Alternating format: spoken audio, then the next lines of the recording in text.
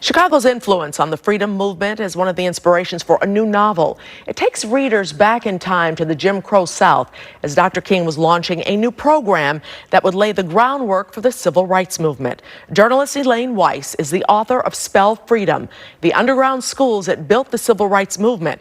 And she joins us to talk about it and talk about the cover of your book. You and I just talked about that. Yeah, thanks so much for having me. Thanks for being here. The cover shows a group in Wilcox County, Alabama, one of the poorest districts in Alabama, not far from Selma.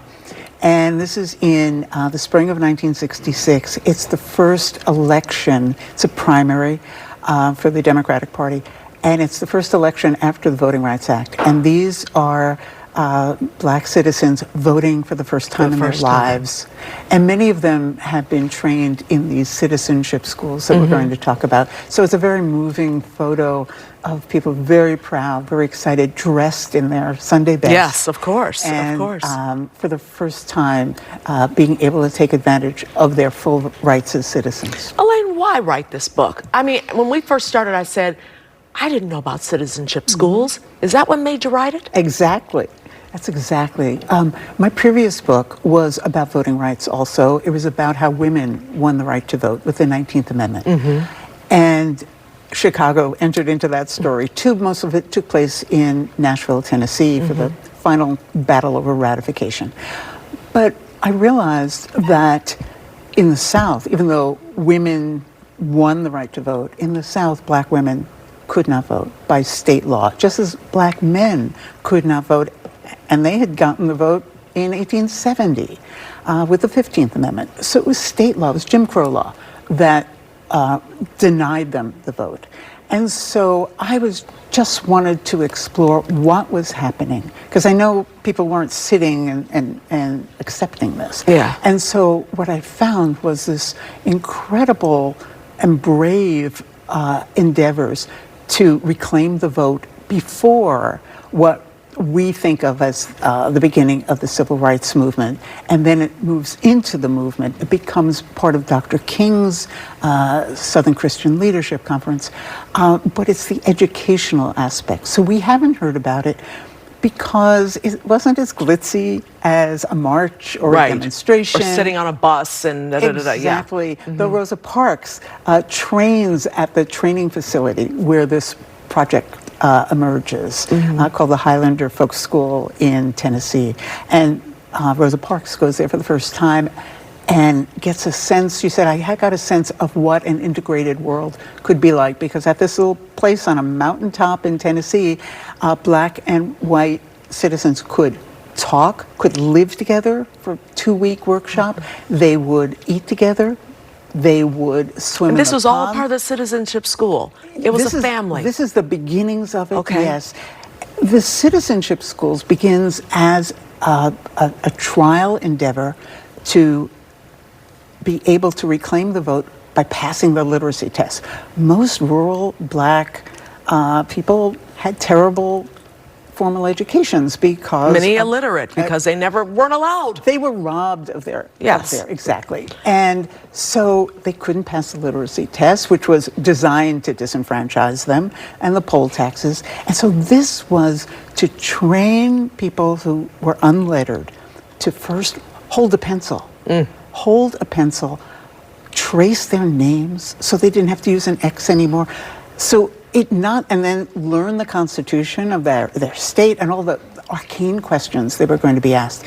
So it not only trained them like for the test, but trained them for survival. Exactly. They no longer had to have their boss or their landlord speak for them or sign their papers or cheat them because they couldn't read they couldn't add up their cotton.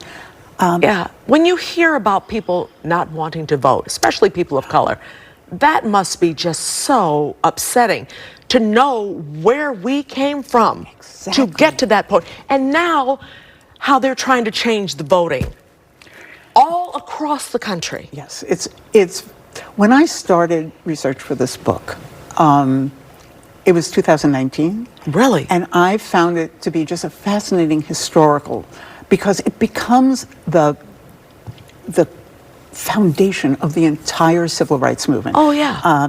Andrew Young, Reverend Young, who later went on to be elected Right. in many, was Ambassador, mayor, blah, blah, blah, blah, blah. exactly, Congress. Yes. And he was director. He was director of the Citizenship School project at the SCLC. Did not know that. And he said this was the grassroots basis of the entire movement, because not only this wonderful veteran school teacher named Septima Clark in South Carolina teaches the volunteer community teachers how to, and writes a curriculum. They not only learned to read and write, but they learned their rights under the Constitution. They learned how government works. They learned about Black poets and writers. That they didn't know existed. Exactly. And they learned, they gave a sense of agency and solidarity. And what she called it is this beautiful phrase that I think is very relevant today. And she said, I wanted to make them ready from within. And that meant to be politically aware when they had no idea what was going on, because that was a white people's you business. Can't keep them away. Exactly. And it You're not a caused trouble. citizen. You should know. Right. Yeah.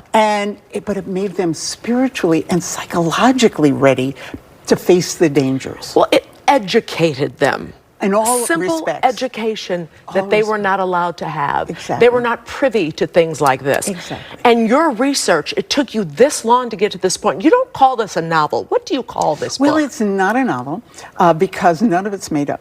It's Right. a narrative history. So Gotcha. it's totally nonfiction. There are 1,000 endnotes at the end. You don't have to read them, but every quote, every statistic is true to fact, yeah. It is. And Yeah.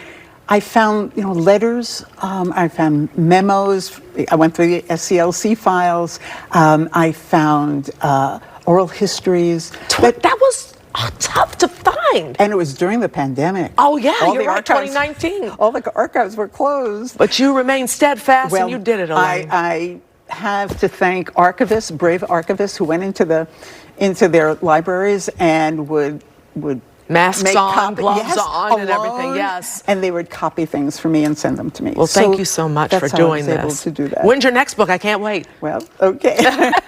You can find Elaine's book on her website, ElaineWeiss.com.